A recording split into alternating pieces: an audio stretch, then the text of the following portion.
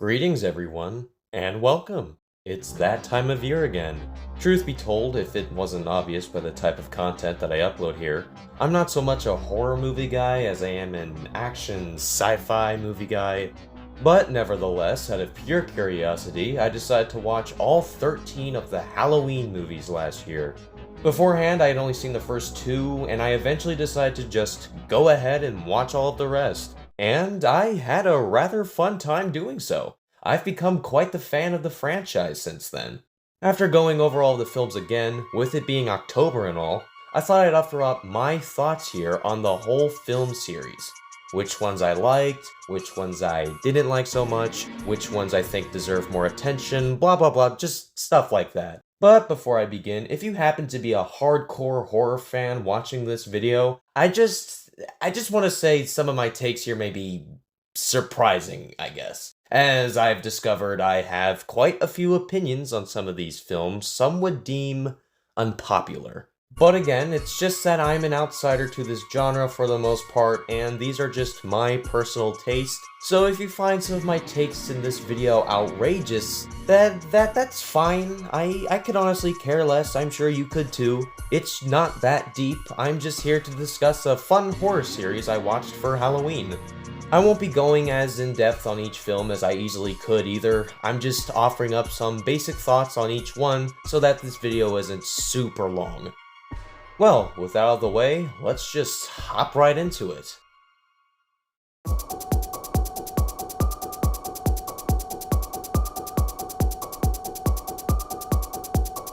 Okay, honestly, what the hell do I even say here? Like, actually, it's all been said before. Halloween was a really unique film. It took a small budget, a painted William Shatner mask, a James Bond villain, some newcomers to acting, a soundtrack that's still legendary to this day, a determined director, and together it all became one of the most iconic horror movies ever. It created some of the most iconic horror movie characters ever. I mean, you have Dr. Loomis, Laurie Strode, and most of all, Michael Myers. Oh, and there's one other. I'd rather go with Ben Tramer. Ben Tramer. He's never seen in this film, only mentioned, but it's clear that he's truly some super unit just by the way his name is spoken of. Wait, where was I? Oh, yeah. This film is just one of everyone's favorites, and it's easy to see why. Anyway, there's really no need to go on. Again, it's all been said before and always gets the praise it rightfully deserves. So, yeah, let's move on.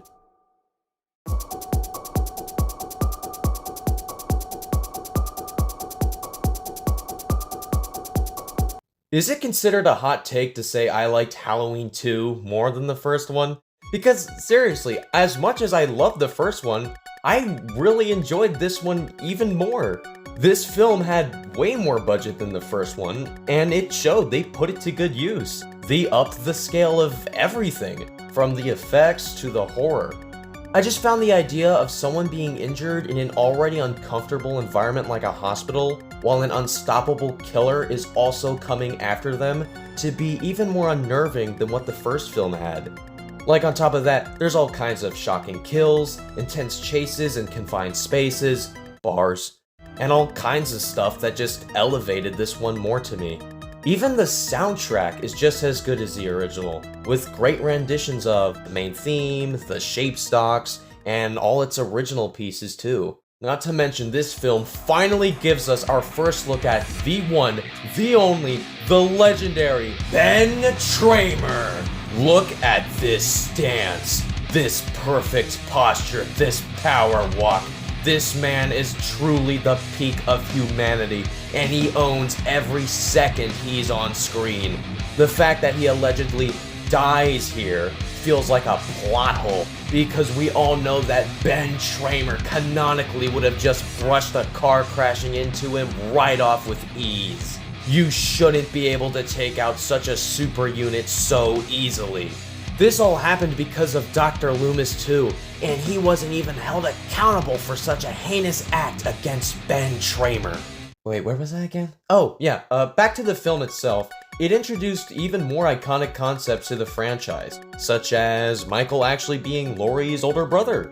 I really like that as a story concept in this series. It's an interesting dynamic. This film even made the Mr. Sandman song become associated with this whole franchise because of how it's used here. I do think Michael looked a bit better in the first film. The mask has kinda worn out a little here, but he still doesn't look bad at all by any means, and I really loved his defeat. Guy was shot a bunch of times, had his eye shot out, kept on trucking, and then was only stopped by the heroic sacrifice of Dr. Loomis, who blew himself and Michael up, where Michael was then caught in a fiery explosion. Actually, even that didn't get him immediately. Like, you're watching this and you think, okay, he's got to be dead now, right? Only for him to walk out of the blazing fire entirely in flames like, guess what, Laurie? I'm still fine, boogie woogie. But then it actually does get to him and he drops. Just, wow, what an epic way to go out. Overall, this was just another great installment in this series that helped map it into what it is today.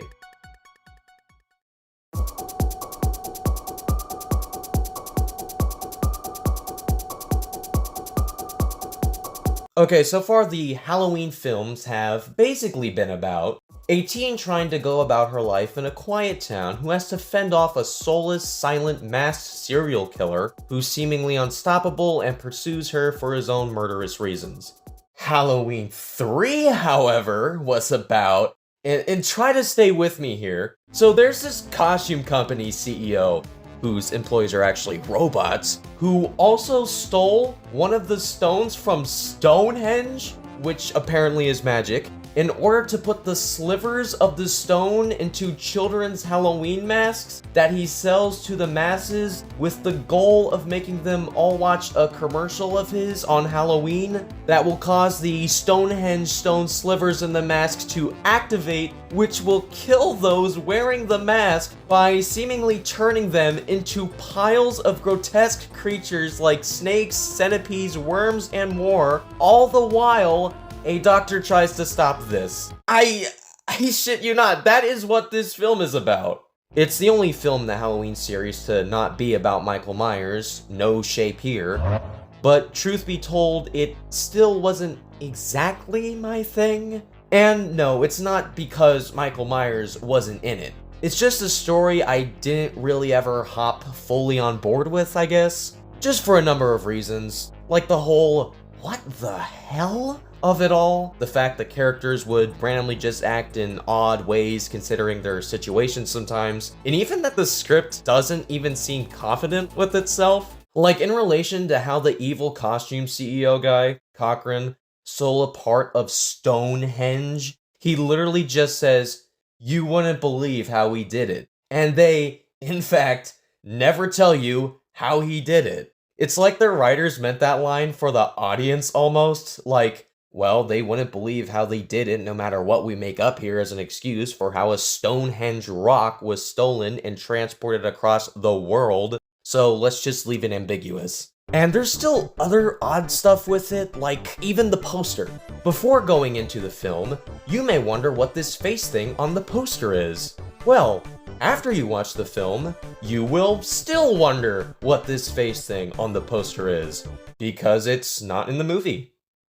Ever. But it's on a lot of the marketing for it. I don't know why. But still, while this film wasn't exactly my thing, I still don't hate it or anything by any means. I think it's got a really original story here. It could have just used some better execution if you ask me. Although it's undeniable that this film definitely still had some impact on the franchise as a whole. There are fans who really like this film. And if you're one of those people who's happening to watch this, more power to you. I like that this film has people who like it a lot, even if I'm not exactly one of them myself. The three masks in the movie are pretty iconic in their own right as well. They tend to surface now and then in marketing, and even in later installments of the Halloween franchise itself.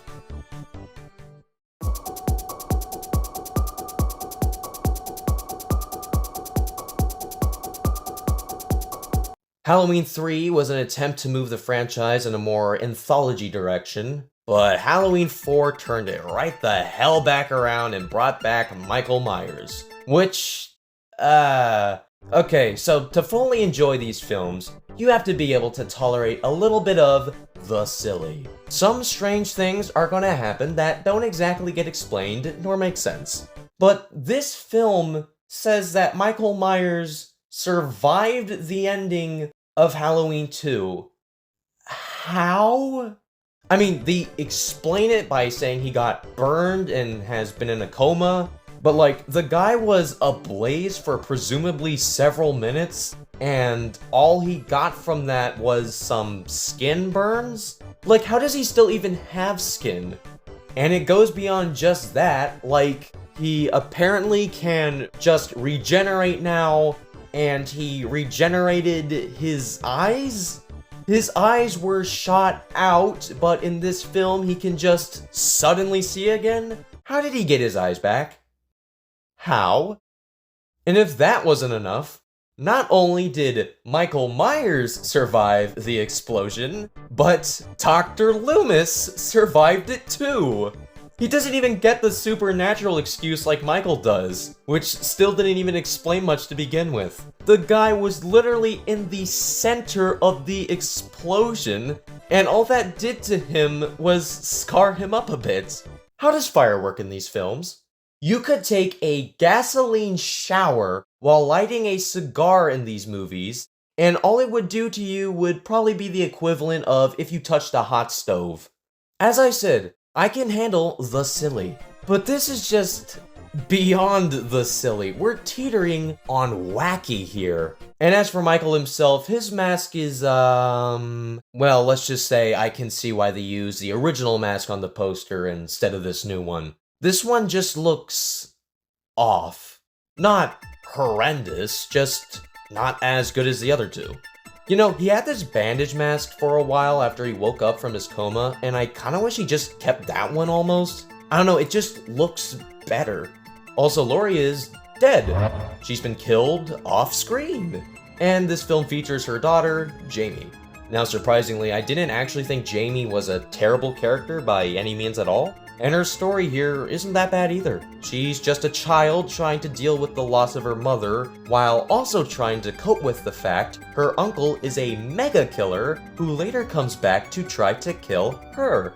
However, she, the apparently immortal Dr. Loomis, and of course Michael are really the only characters I cared about here for the most part. The rest, while not all bad, just didn't have as much story going for them. Well, no. There is one other great character in here. There's a scene where Loomis is trying to get Jamie away from Michael in a school, when all of a sudden, he's attacked. At first, it seems that his attacker is Michael, but look closer. That perfect stance, the blonde hair, could it be? Yes, it is! This is none other than Ben Tramer! It seems the universe itself decided to bring Ben back from the dead so that he could get his vengeance on Loomis for causing him to get in that horrific car accident in the second film. Once Ben Tramer gets his vengeance, he disappears just as suddenly as he appeared and is never seen again.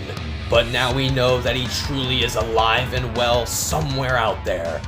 Godspeed, Ben Tramer. Godspeed. Anyway, the film overall, though, if you set the silly aside, is still quite fun. There's a few thrilling scenes, the soundtrack is still quite good, and there's a really awesome opening credits scene that embodies the feeling of the season.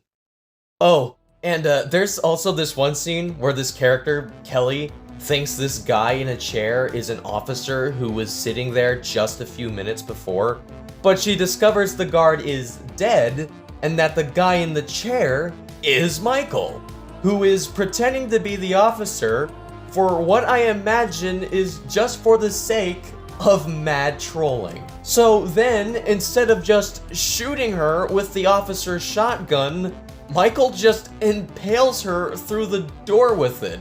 It's so amazing. I did find myself enjoying this film more than I did Halloween 3, but I still didn't like it quite as much as the first two. But let's move on to the next one.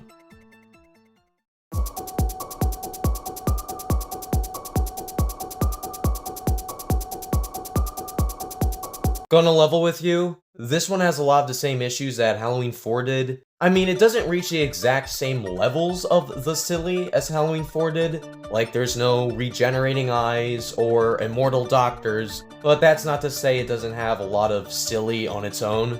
I mean, Michael got shot up at the end of the last film, but fell into a grave that this film says was actually a cave, and then got swept down a river to some hermit who helped him heal for a year. A hermit who he then killed when he was all better. Okay, so just to review, having your eyes shot out and being on fire for several minutes can be slept off, but being shot takes a year of recovery help. Alrighty then. Also, the last film ended with Michael apparently being killed, with his niece, Jamie, seemingly becoming possessed by the same evil force as he was. But this gets rid of that plot entirely and chops it up to Michael having a telepathic connection to her. Okay. Also, speaking of Michael, look at his mask. Again, just why? Why this? I can't tell which of these masks looks goofier.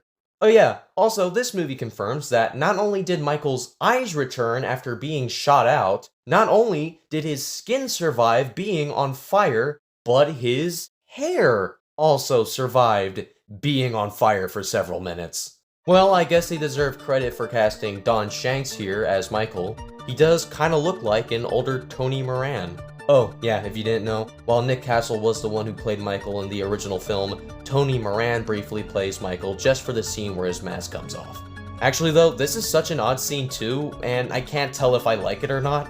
See, this film revealed that there's some kind of thorn marking on Michael's skin, which will get explored in the next film, but what it does here is help to introduce the idea that Michael may be at conflict with himself, as in maybe he doesn't want to be a super murder machine, but he's driven to be so. At least that's what I got out of it. Like at one point Jamie tries to reach out to him, as if she's attempting to connect with a more human side of her uncle, and at first it seems to work.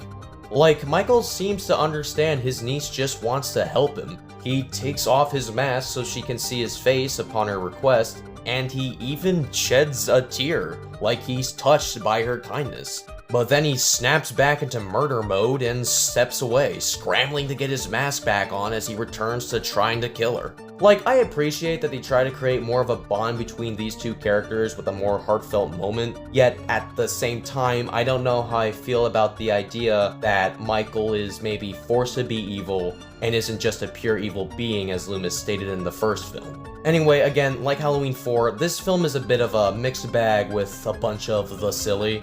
I mean, hell, there's even a scene where Michael chases Jamie in a car, but he goes just slow enough that he doesn't run her over with it. I don't know, maybe he's just trolling again. But truth be told, I think I may prefer this film to Halloween 4, despite them having mostly similar issues, just because there's a rather intense chase scene between Jamie and Michael towards the end of the film that was pretty fun. It was generally my favorite scene in this movie anyway. It ends with Dr. Loomis using Jamie to lure out Michael, where he then traps him, shoots him with tranquilizers, and beats him with a wood plank.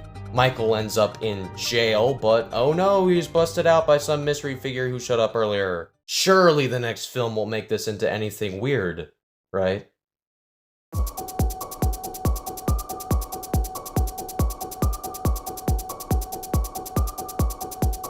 I'm gonna level with you folks. I don't really like this one. This movie just ruined everything. Where do I even begin here? Okay, so remember Jamie, one of the main characters from the last two films? Well, she's 15 now and gives birth to a baby. Not only that, but she's killed by Michael soon after, and yeah, that's it. She's gone. But who was the father of her baby? Oh boy, we'll get to that.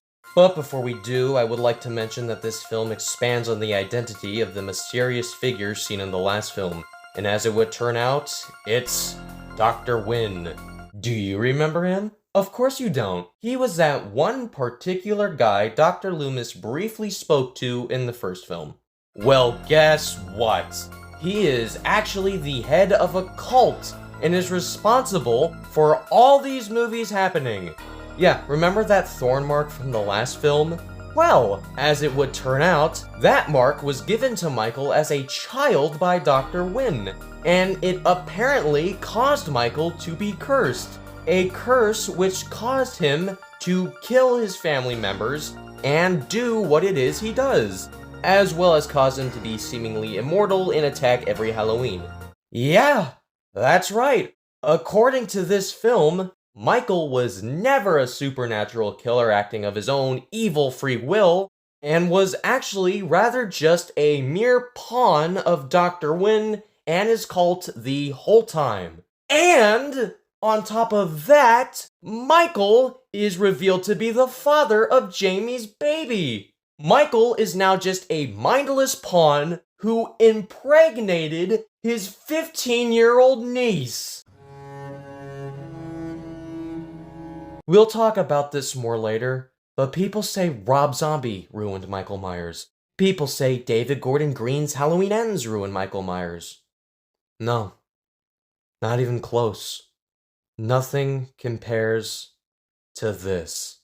Oh, and he gets defeated in this movie because fucking Ant-Man lays magic runes out on the floor in front of Mike after he uneventfully chases them down a long hallway. Mike can't cross the magic runes, so he just stands in front of them like a dumbass while they all leave. I can't, man. Oh, and yeah, as I said, Paul Rudd is in this movie as a grown-up Tommy Doyle, that kid from the first film. Remember him? It's kinda neat that they try to connect back with the first film, but there's no point now. It's not like Tommy is a super amazing character in the film anyway, same for pretty much everyone else. Except, of course, for Donald Pleasance. He always delivers, and this was the last time he ever played Dr. Loomis before passing away. On top of that, there's some other good things in here, I guess, like this film has a really nice autumn vibe to it, which is fitting, of course, and Michael's mask isn't actually kinda bad for once. Like after the original two, I'd say this is the next best mask so far. George P. Wilbur plays Michael here, and he played Michael in Halloween 4, so I guess it's neat that they brought a former Michael Myers actor back for the first time. But still, I'm gonna jump ahead and say it right now. This is my least favorite film in the whole franchise. I just want to move on. But wait.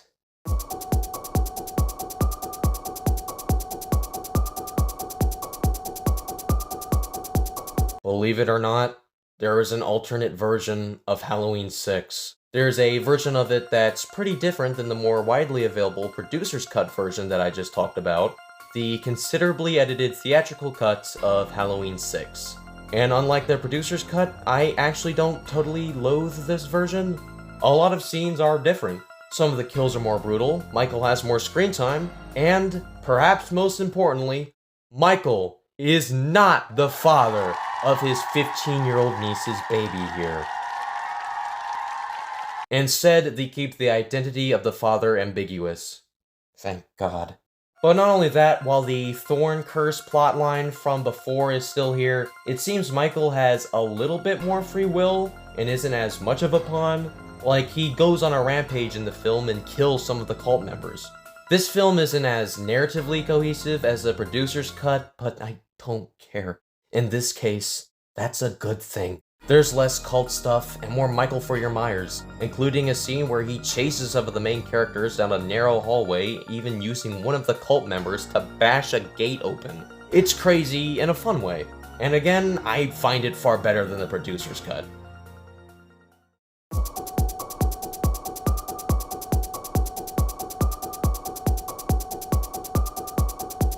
Okay, wait, first of all, what the hell is that title? Halloween H20, 20 years later.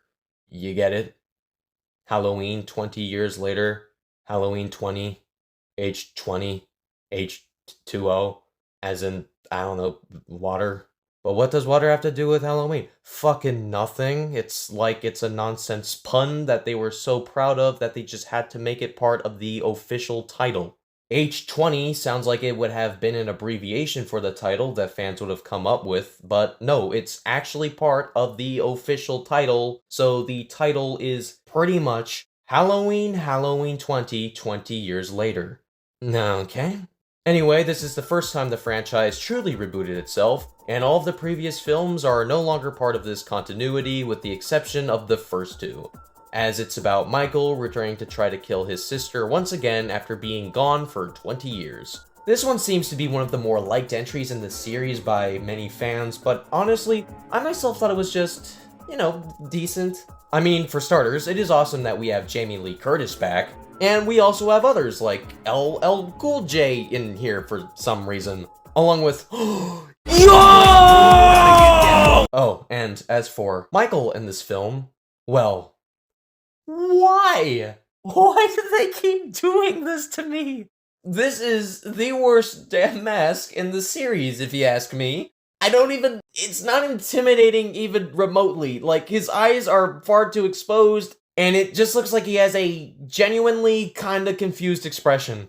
Oh, and due to the fact that this film ignores all previous continuity after the original second film, it means it once again has to try to answer how this guy survives getting stabbed twice, getting shot 11 times, getting shot in the eyes, and being in the center of a gas explosion and burning. Except it doesn't. Michael just shows the fuck back up, eyes and all. I mean, at least the fourth film in the original continuity attempted to answer how Michael survived. It was a bullshit answer attempt, but that's better than no attempt at all. And hey, why did it take Michael 20 years to return? What was he doing?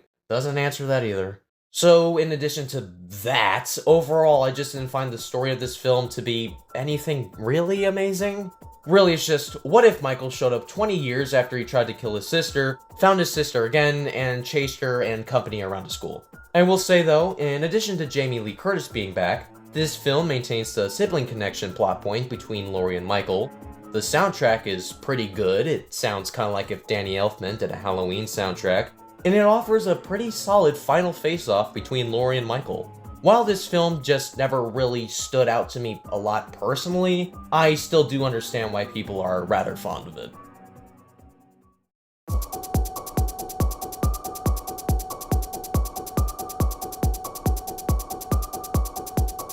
Now, everyone says that this film is terrible, but honestly, that's because it is. It's a sequel to H20, but that's not a good thing. It ruins what was arguably the best part of that film, that being its ending confrontation between Laurie and Michael. According to this film, the guy Laurie killed in H20 wasn't actually Michael, and was rather some innocent guy Michael dressed up as himself, who also survived all this crazy shit and was actually the one who got killed by Laurie. So Laurie is in an institution now because she killed someone who she thought was the killer that had been after her and had no way of knowing that he wasn't actually that killer. Sure. Michael then finds Laurie in the institution where he goes after her and actually gets her? Where Laurie then kisses her killer brother and falls to her death. Yeah, this is, I think the off-screen Laurie death of Halloween 4 was a better send-off for her. But yeah, not even 15 minutes into the film, and that's it for Jamie Lee Curtis for the whole movie. The rest of the film is pretty much Blair Witch Project crossed with Halloween, but bad. With just about every bad horror trope ever, with characters played by the likes of Busta Rhymes, among others. This film was directed by the same guy who directed my beloved Halloween 2.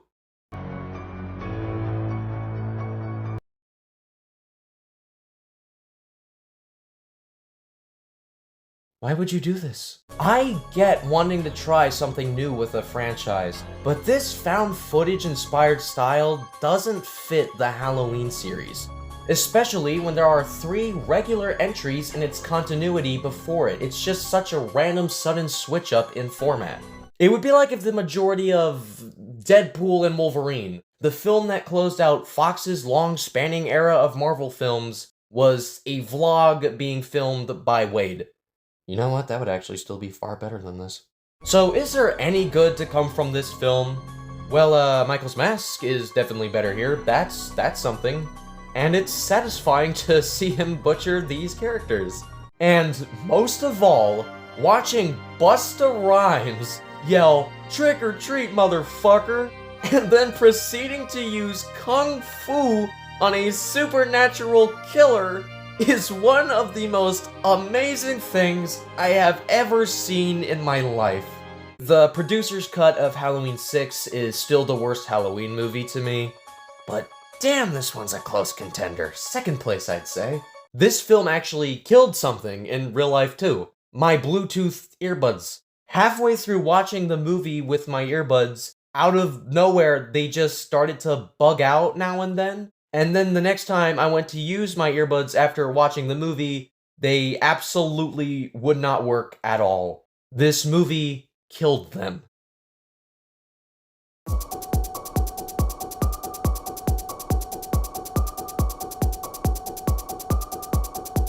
So the Halloween franchise got rebooted again, and this time it was from the ground up.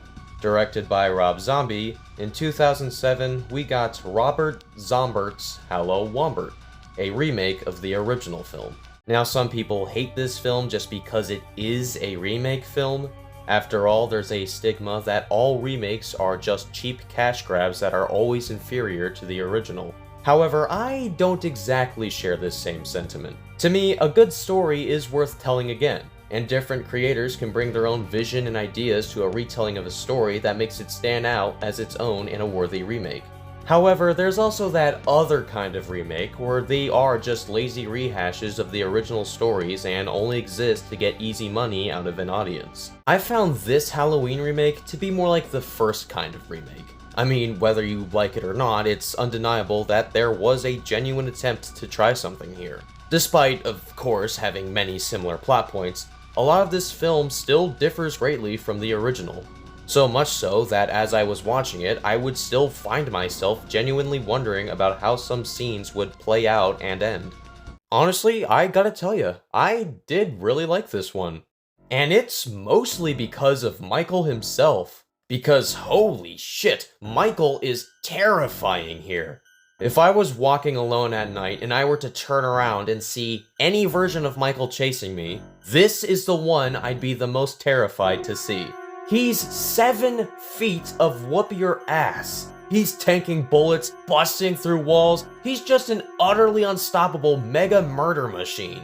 Tyler Mane once played an intimidating, deadly older sibling in X-Men. But here, he gets far more time to shine, and he's my personal favorite version of Michael Myers. Michael's design in this film is perfection. This mask is great. This is how you do a mask where you can see Michael's eyes while still keeping him terrifying and not making him look silly. I also like how this film established his mask as something he had a connection with as a child that he comes back to find later, instead of it being something he just steals from a store as an adult. The rest of the cast is good too. Malcolm McDowell, yes, Alex of Clockwork Orange, is Dr. Loomis here. Brad Dourif, yes, Chucky, is Sheriff Brackett. Danielle Harris, who played Jamie Lloyd in Halloween 4 and 5, plays Laurie's friend Annie Brackett, and Laurie is played by Scout Taylor Compton. and I think they all do pretty well in their roles. Even Danny Trejo is in here briefly, and he gets what is genuinely one of the saddest death scenes in the franchise. Like, he plays a sanitarium worker named Ismael Cruz who's always friendly to Michael, he treats him well, yet Michael still kills him anyway for no reason other than just to kill him. Also, the soundtrack for this film is done by Tyler Bates, the same guy who would later do the soundtracks for the John Wick films. So you bet this soundtrack is just about as awesome and thrilling as you would expect, with new versions of iconic themes such as the Shapestocks or Laurie's theme. In addition to all that, this film combines various kinds of elements from the Halloween franchise too. Obviously, it's got a lot from the original film, but it also has things like the Michael and Laurie sibling plotline that I liked from Halloween 2, and it explores it earlier on here than that film did. Plus, the film even closes out with a cover of Mr. Sandman, covered by Non Vernon, which is just... Sandman, I'm so alone. Also, guess who gets a shout out? You will be happy to know that I talked to Paul about his Ben Tramer. Ben Tramer exists in this universe, confirmed. Let's go! Honestly, this film is even crazier than the original. Like, in the original film, Michael kills a grand total of 5 people. But in this film, he kills that many people before he's even an adult. Jeez, man. Also, the original film spends, what, just a few minutes on Michael's childhood? Well, here, they took that and made it like nearly 40 minutes of the film. Not that I'm complaining, it was interesting to see the early history of Michael, like how he met Dr. Loomis, and what led him to the asylum, the things like that. Now, some say that this ruined Michael, by explaining that a messed up family was a big factor of what caused him to be evil, and like, I don't know, I never really felt like that ruined Michael for me, personally. When he's an adult, it's not like there's any major character growth or exploration with him. He just tries to reunite with his sister, as she's the only one of his family members that he feels didn't leave him behind as a child, and his mother took her own life long ago. Michael kills anyone who tries to get in his way of getting to her, and when Laurie fails to understand that he wants her to remember that they're family, he tries to kill her in frustration. But that's about it for adult Michael in terms of any kind of character story. The rest is your typical shape stuff. There's still plenty of mystery to him that still goes unanswered, like what evil force drives him? How'd he grow up to be so tall with seemingly superhuman strength when he was just brought up in a rundown sanitarium? How does he survive getting shot? And just stuff like that.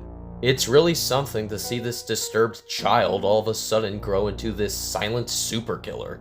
And it's certainly far better than just saying he was only just a pawn of some cult.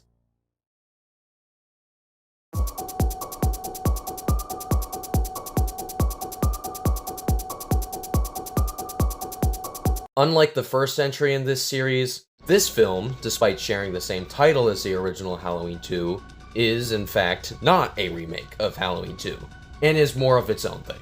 And in fact, this is the only Halloween continuity outside of Halloween 3 that has nothing to do with the original.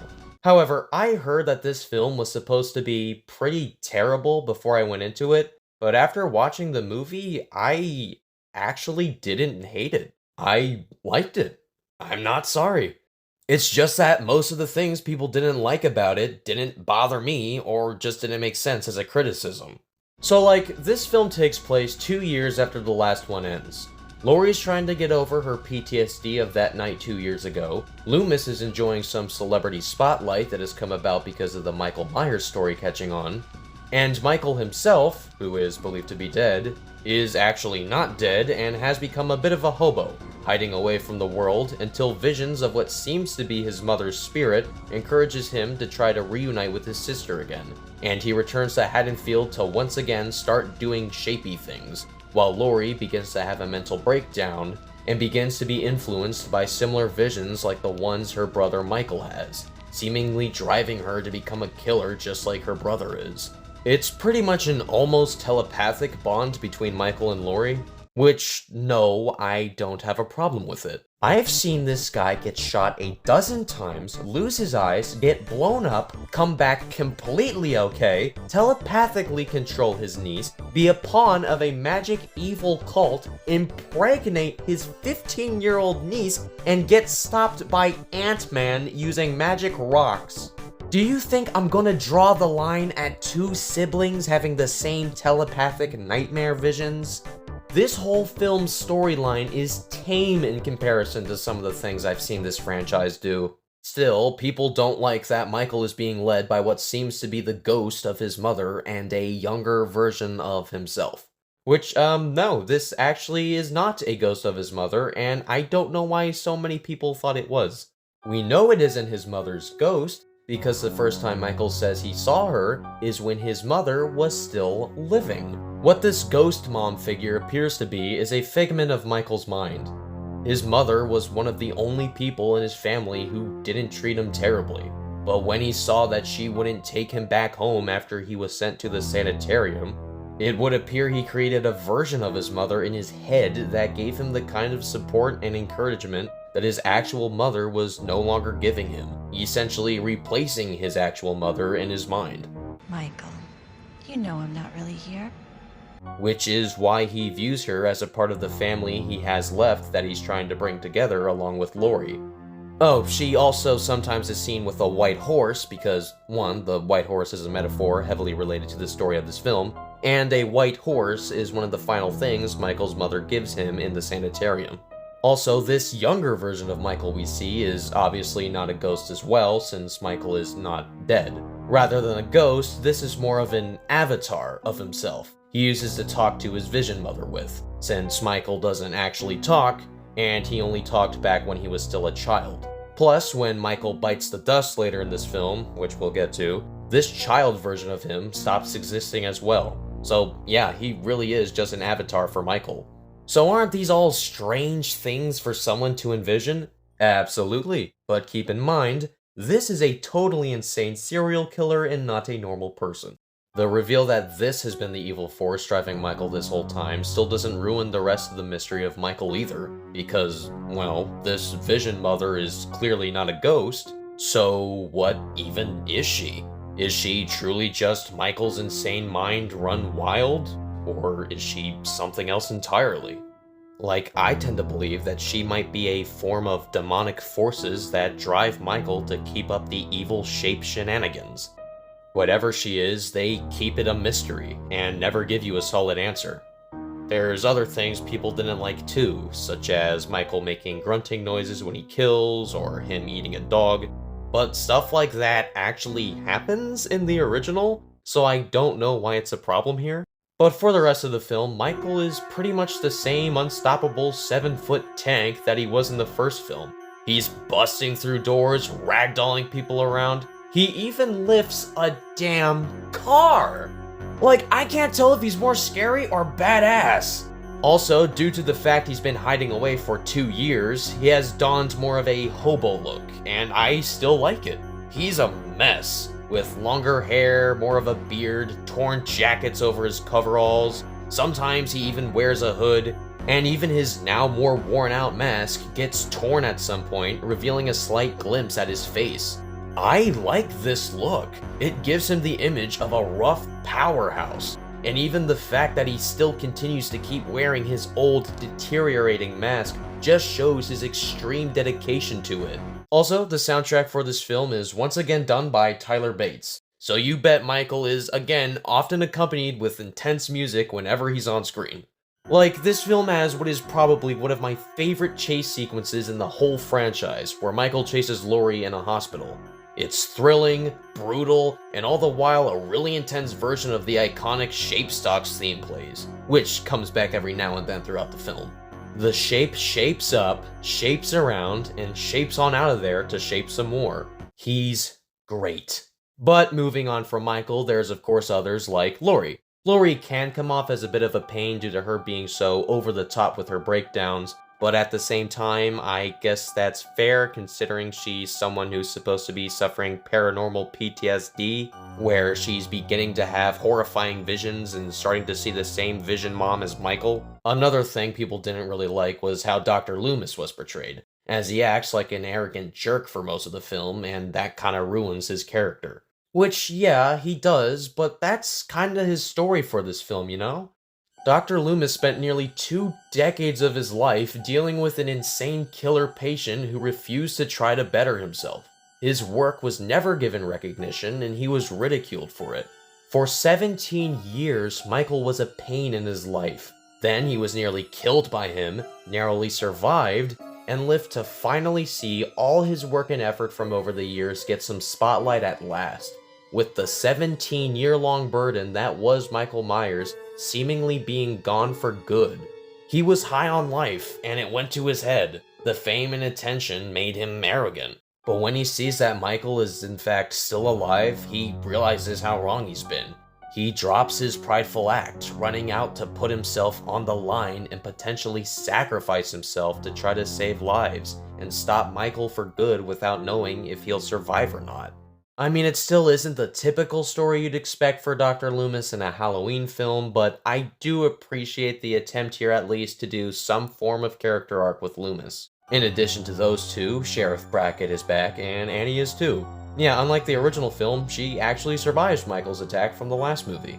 Laurie's living with her and her father now, since Michael killed her adoptive parents in the last film, and she tries to help Laurie recover along with her, although her efforts are mostly in vain.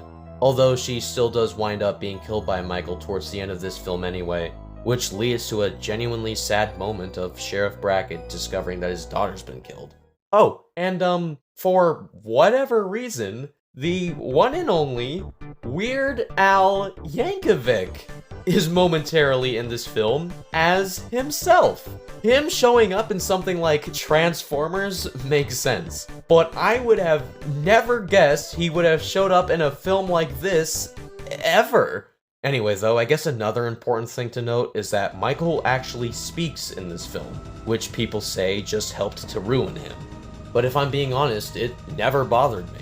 Yes, the idea of Michael talking does sound wildly out of character, but all he says here is just one word. Die. That's it. And it's not like he says this in the middle of the movie either. He says this like less than a minute before he's gone. Plus, there is a plot reason behind why he spoke this one word too.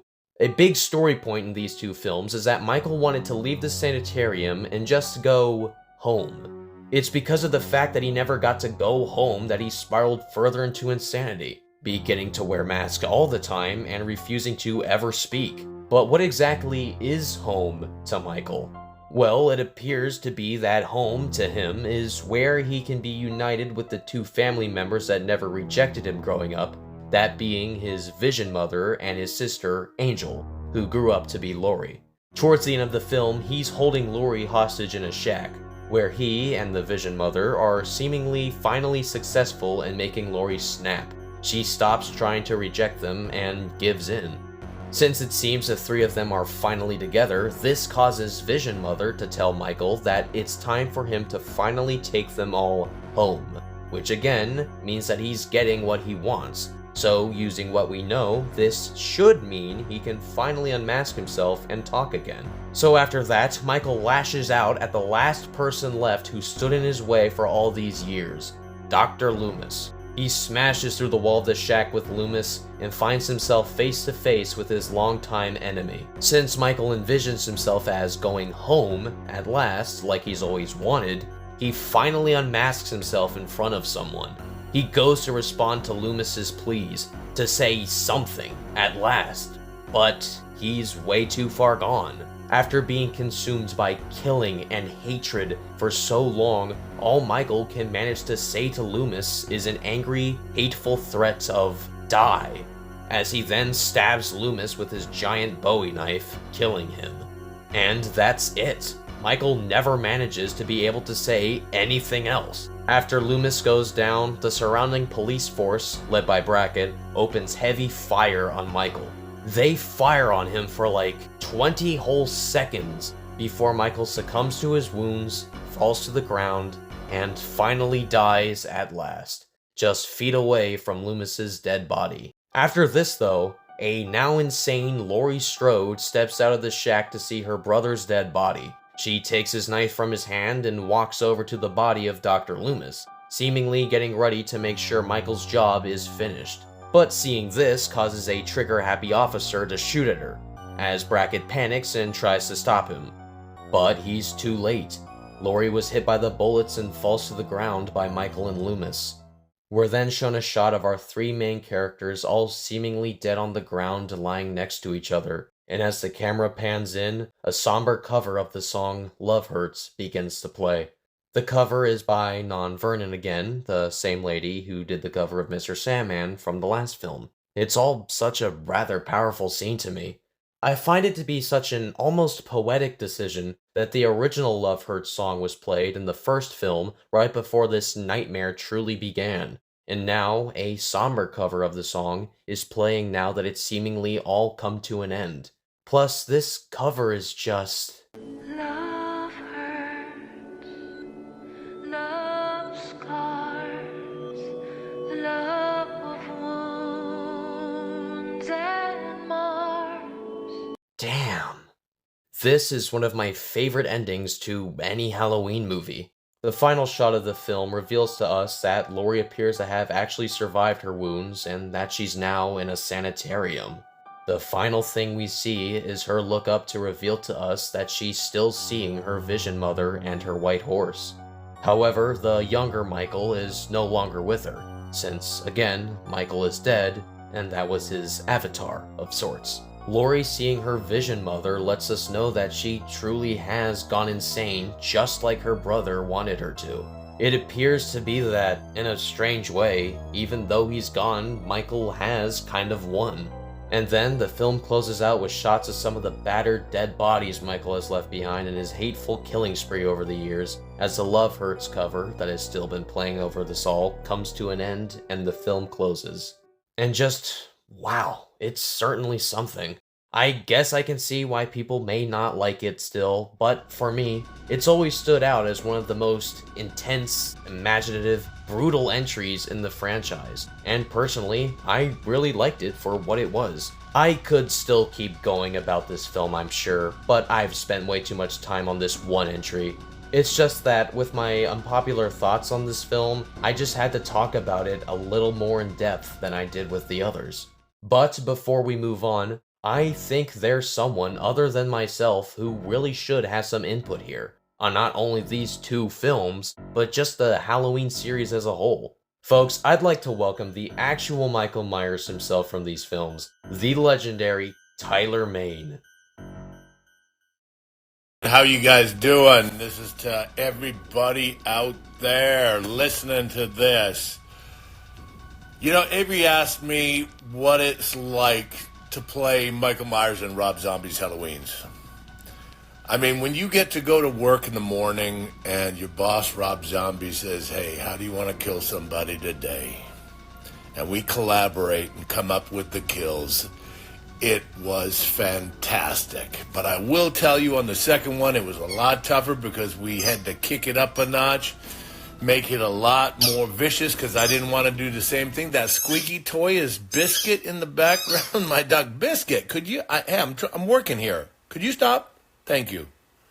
All right, Biscuit, stop. We're working. All right, there we go. So the second one, we had to kick it up and wanted to make it way more intense. And my favorite kill is the nurse kill at the opening of Halloween 2. Unbelievable how that turned out. It was amazing.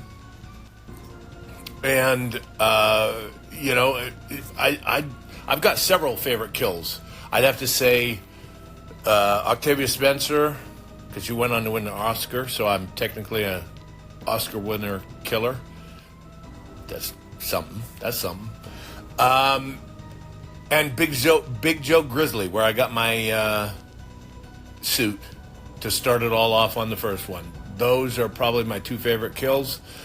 And what's it like being a part of this franchise? I tell you, I'm kind of glad that I didn't really know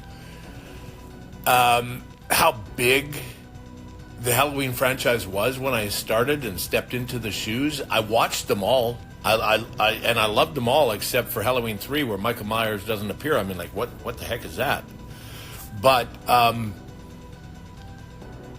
to be a part of this franchise is something very special and dear to my heart. Man, I'm even wearing the shirt because it is October. Yeah, I mean, it's just something very special and dear to my heart. And I want to say thank you to all the fans, all you guys out there, gals, everybody. Thank you so much. Peace.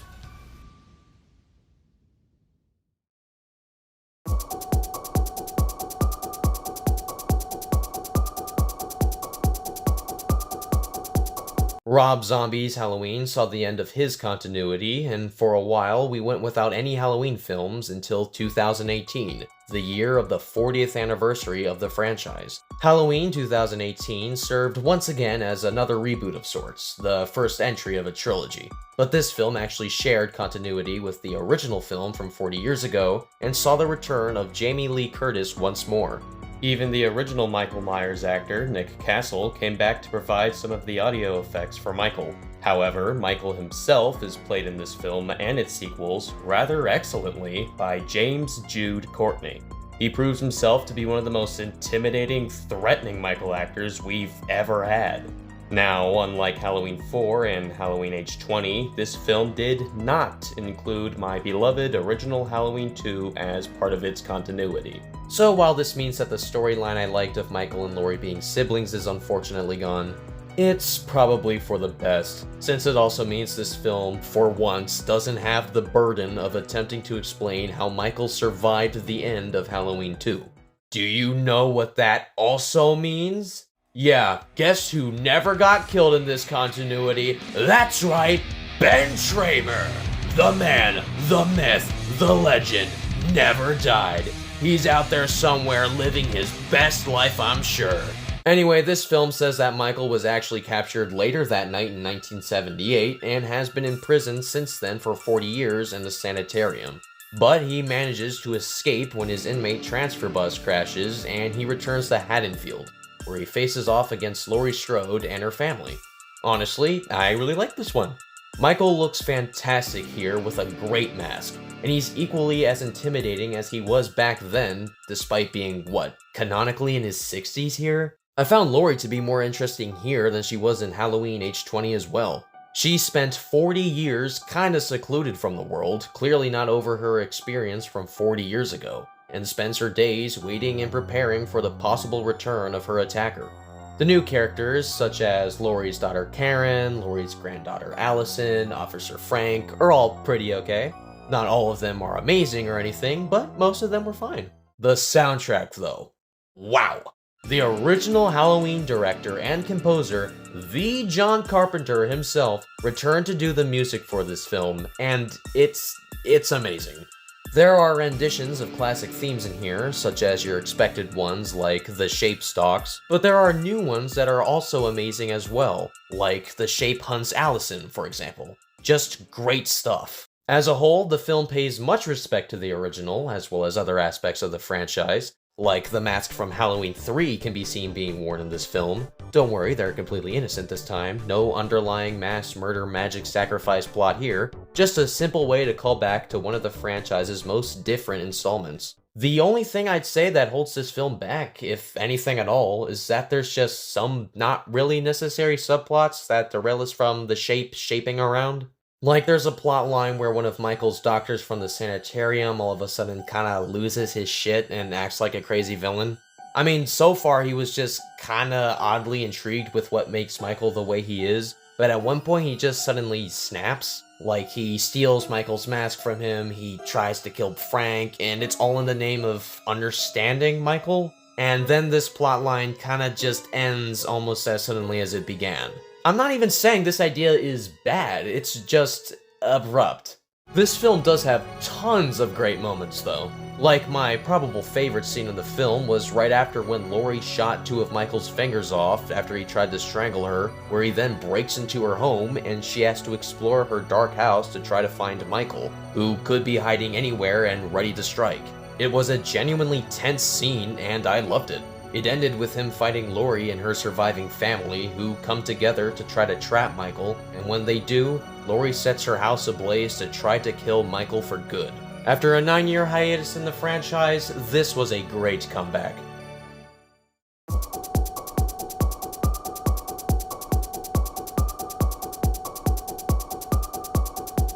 Halloween Kills is a lot like its predecessor in a few ways, but it's, I guess you could say, dumber almost in quite a few areas. But truth be told, I still actually liked this one even more than Halloween 2018.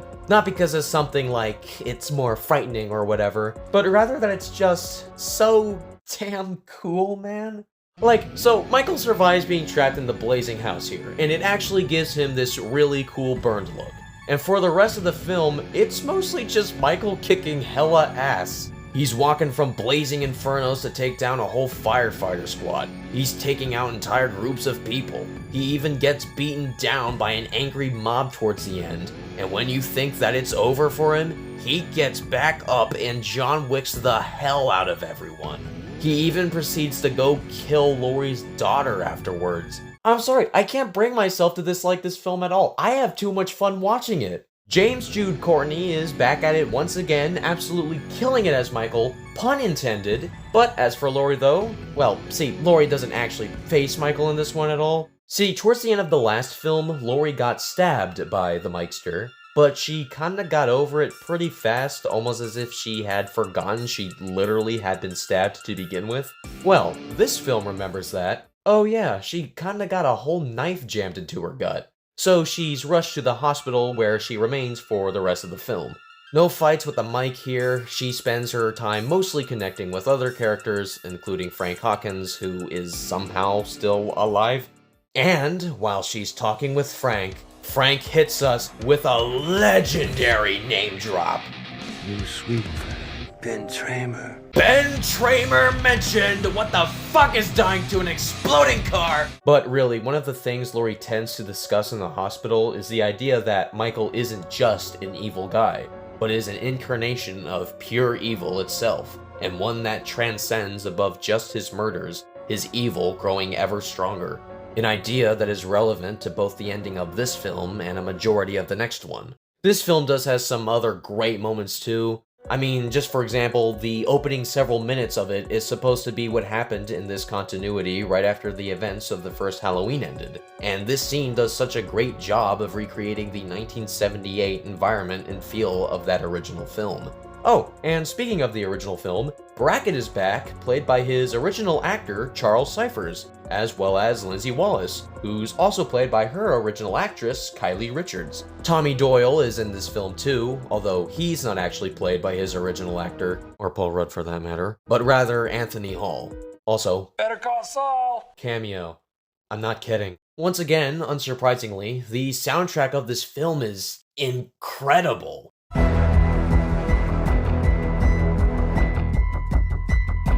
John Carpenter just doesn't miss. I really like this film, and it's one of my favorite entries in the series. But with that out of the way, it's time for us to come to the final installment in the franchise.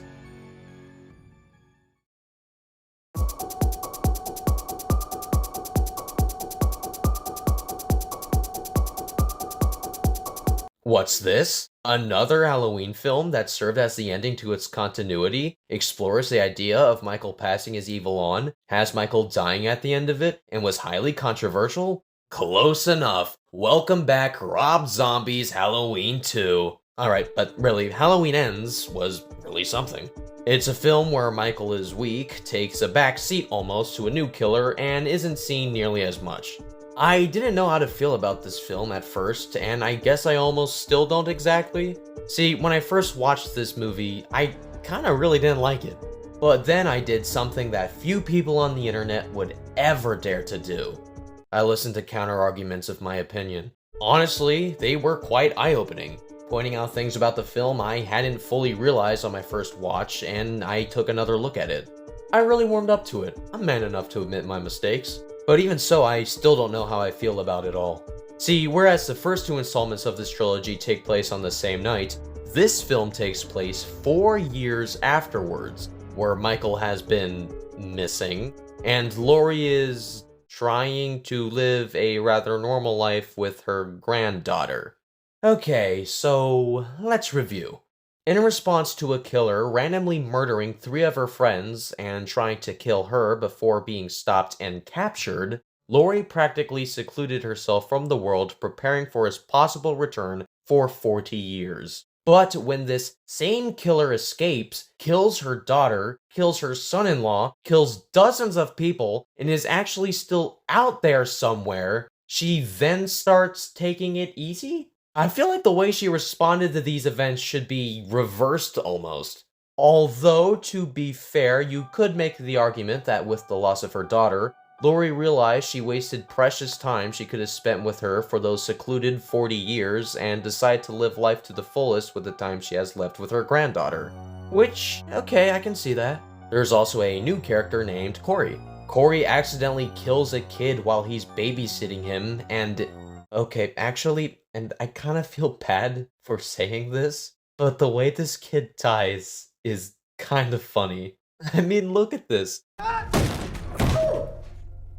What was that? Like, is it actually possible to kick a door open hard enough that it can smack into a 9-year-old child with such force that it sends said child flying across the hall and over a banister where he then plummets to his death? I mean, shouldn't he have at most just maybe got knocked to his ass on the floor with a bad bruise? Anyway, point being, kid's dead. Flash forward to modern day, and Corey is viewed by many as a killer despite being found innocent of murder, as it was an accident after all. But the repeated harassment from a lot of the town's residents eventually leads him to finding Michael. Michael takes advantage of Corey's tormented mind and transfers his evil power into him, leading Corey to become Michael's killer's sidekick of sorts.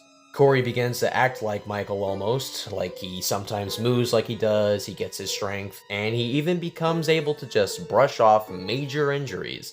At the same time, Allison and Corey fall in love for whatever reason. Like, Corey literally tells Allison he killed someone, and the way she reacts, it's like she didn't even hear him. Maybe she thought he was still talking about that kid from earlier, I don't know. Lori, meanwhile, can actually tell Corey ain't right, so she's trying to keep him away from Allison, stop a new evil, and all the while be on the lookout for Michael. Speaking of Michael Mers, he's been hiding away in a sewer cave for the last 4 years, and he's noticeably weaker now. Which isn't as fun as him being a mob-butchering superhuman, but this seems to be due to the overall theme these films had with Michael, where he's not just an evil man, but a vessel of the very essence of evil. See, towards the end of Halloween Kills, Lori mentions that the more Michael kills, the more he transcends into something else impossible to defeat. That's what we're seeing here. Michael used to just be a man with a powerful evil within him, but now that evil has grown beyond himself to a point where it has begun to infect the entire town of Haddonfield. His evil has transcended into something impossible to defeat, as it isn't just confined to one man now. It's not something you can physically defeat anymore. And with his evil power now leaving almost, it has left him weaker, only regaining a bit of that power and strength back when he kills someone. This is why Michael directly infects Corey, so that his evil can exist within someone else. A hobo tells Corey that Michael would drag other people into his lair, but he would always kill them, questioning Corey about why Michael would have let him live. This tells us Michael has tried to find someone else to pass his evil onto, but out of them all, he decided Corey should be the one who gets his power. With Corey's already harmed mental state, it makes him an easier target for Michael's evil to take over. Corey slowly becomes more violent over the course of the film, and it even reaches a point where it backfires on Michael, as Corey fights him for his mask, steals it, and runs around under the guise of being Michael. Michael, of course, doesn't let that shit slide, as he hunts down Corey to get his mask back, and outright kills him to teach him a lesson. He then proceeds to go after Lori, as the two fight in her kitchen, and while it seems Michael won't go down, Lori does end up finding a way to take him out. I do like the detail that really the only thing that allows Lori to defeat Michael in this otherwise unwinnable fight is that she begins to remove his mask to cause him to lose focus, since she remembers that's the only thing that stopped him the first time he tried to kill her all those years ago.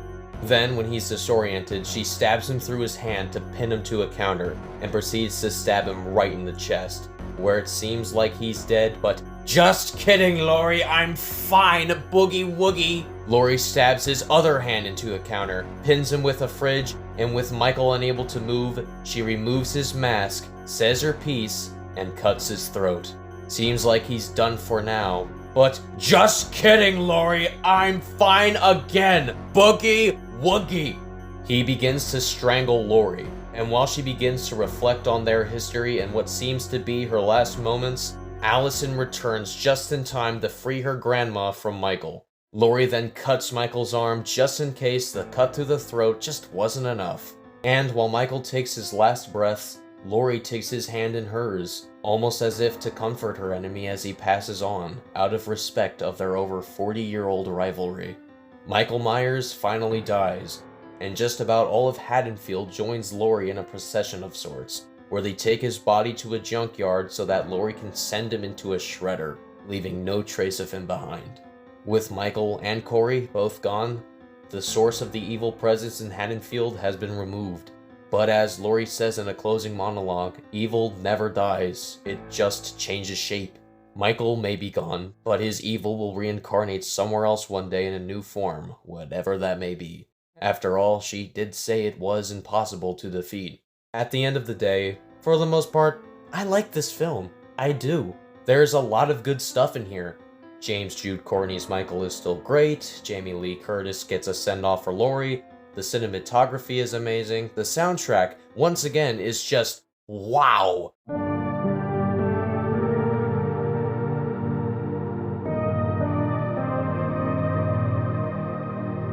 These have been some of my favorite soundtracks of the entire franchise.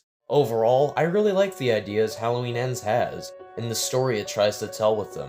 However, it could really have used some better execution in some areas. Like, take Corey, for example.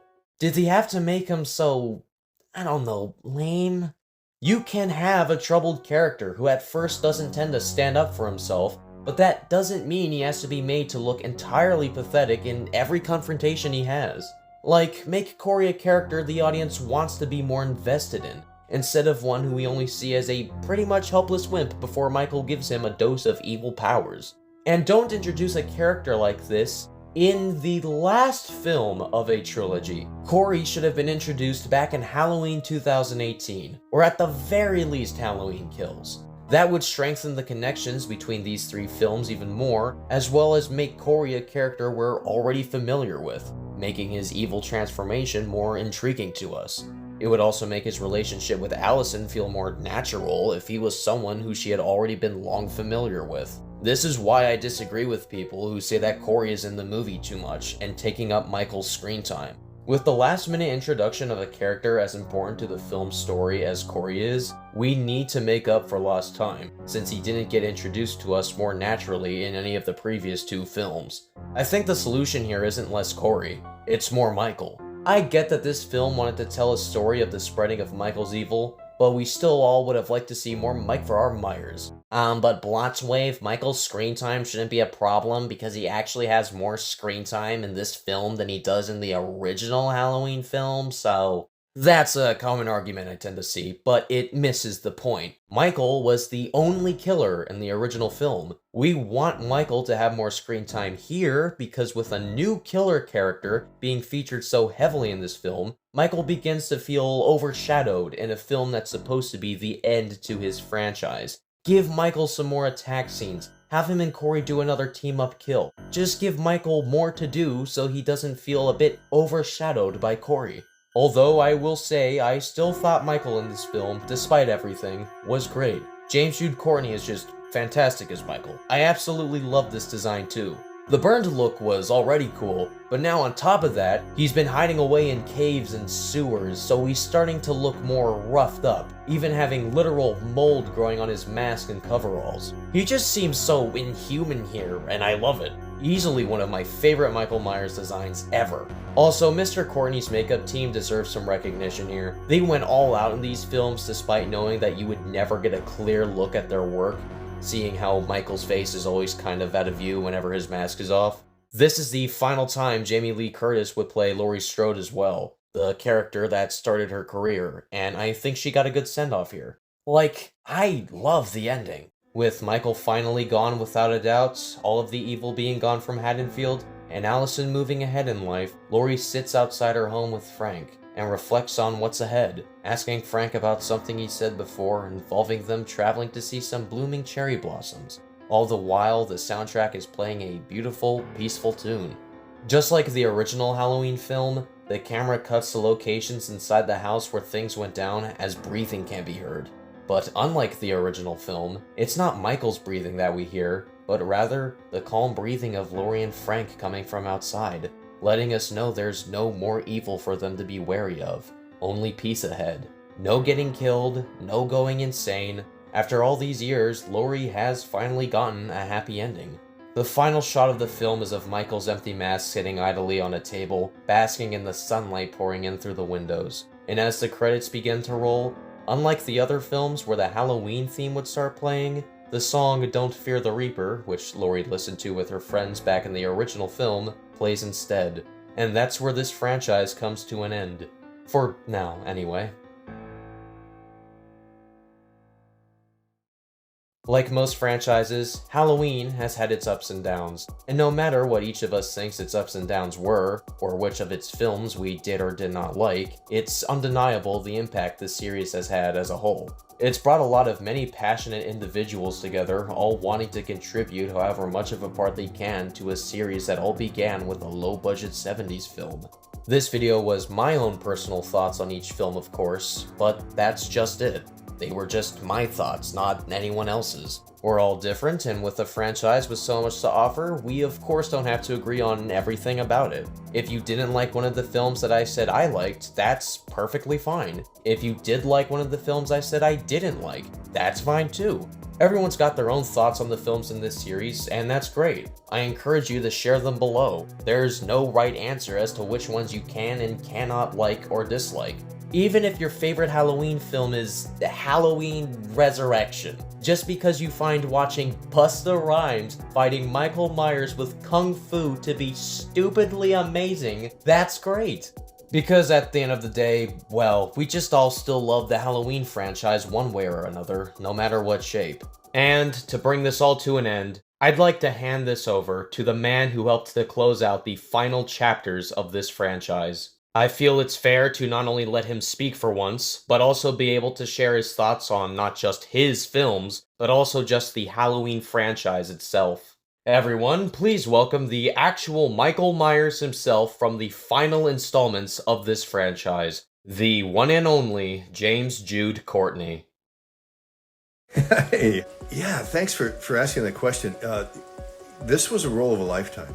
Here we have my the hero mask from Halloween 2018, and that was the bust that that Chris Nelson used to make these masks. These masks are form-fitted to my face, which is why nobody else can really play the role. Nick Castle, when he played in 2018, he did that one scene in the window, and we got the passing of the torch, which is what we wanted, because I was also in that window scene when they shot the mirror out. But they had to shoot him from a distance because when he put that mask on, it distended the mask. My face is, obviously shaped differently than Nick Castle's is. Really, man, it was the role of a lifetime. And the finale that Jamie and I shot, my death scene, Jamie and I both agree that it's the most powerful thing either one of us has ever done in movies and motion pictures. So, coming from Jamie, that's quite a compliment. Amazing scene partner. In fact, at one point when we were shooting that, they're putting prosthetics on me and I couldn't move. So as I was laying there on the table for literally an hour, she stood right next to me, closed her eyes and held my hand. And we held hands with closed eyes for an hour while they put the prosthetics on me. We didn't speak a word. We had so many deep, rich, powerful moments shooting those final scenes. Physically, it was incredibly demanding. I ended up with 1 concussion, 2 hematomas, bruised ribs, stitches. I after the big fight thing in Halloween Kills, my left knee was swollen up the size of a watermelon. I mean, it was brutal, and that's just the physical part. The emotional part of the weight of carrying, you know, that darkness. I mean, I protect myself with the blue ring of protection from Archangel Michael, and then I breathe the character in. I do the scenes, and then I breathe the character out. So I don't carry it with me. But the toll of playing a character that deep is brutal. David Gordon Green told me that he'd only worked with one other actor who could go as deep and dark as I went, and that gentleman ended up in a psych ward. He had a psychotic break, so he ended up spending 2 months in a psych ward because of what that can do to an actor who's not prepared to deal with it. So yeah, I mean, I hope you guys, thank you so much for your love and support. I hope you guys enjoy this Halloween season. I'll be doing a screening up in Detroit somewhere and doing a little bit of charity work. You know, I feel so blessed and fortunate to be a part of this Halloween family and to share these passions and joys with you and your friends. And it's such a beautiful community, and I'm so privileged to be a part of it. Huge thank you to both Mr. Main and Mr. Courtney for taking the time to contribute to this video. I really appreciate these two gentlemen taking the time out of their day to go along with my request to join in on this project here. And of course, for their utterly fantastic work that they contributed to this franchise. I also want to thank these other fellow creators who helped me put this whole thing together and contributed to the creation of it. Gentlemen, I really couldn't have done it without you. And of course, huge thanks to you all for watching this video. I appreciate you all sticking around for this long and listening to me go off on my thoughts on a film franchise for over an hour. One last thing though. Take care, be safe, have a happy Halloween. So sending you much love and happy Halloween! Happy Halloween, everybody, and I hope you all make it a good one.